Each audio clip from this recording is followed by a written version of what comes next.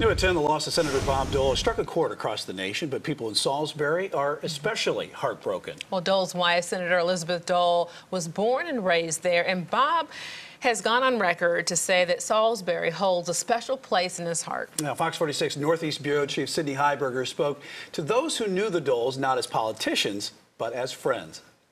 Just as people walk the streets of downtown Salisbury or hit up the local hotspots, so has Senator Bob Dole countless times.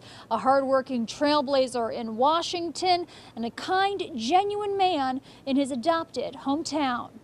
Speaking about Senator Bob Dole brings a tear to Terry Osborne's eye, not only because of his political legacy, but his role as a friend. Other than my father, he was my greatest hero, without question. Bob and Terry met when the senator spoke at Catawba College in the 70s.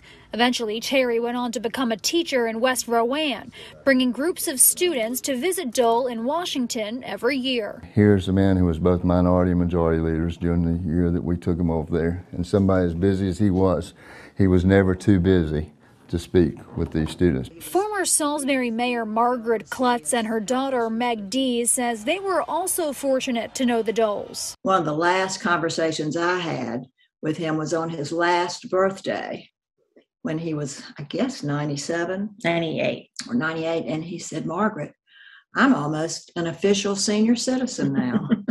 Dees remembers interning with the then Senate Minority Leader while she was in high school. He always had the rap of being this, gruff guy, and he really was not. He was kind and gracious and really, really smart. To those in this charming North Carolina city, Bob and Elizabeth Dole are their local celebrities, not just because of their accomplishments in Washington, but their generosity in their hometown. They worked tirelessly to try to make lives better for other people, very quietly, with no publicity. Senator Dole will lie in state in the Capitol Rotunda on Thursday. Some of his friends here tell me they plan to make the trip to pay their respects.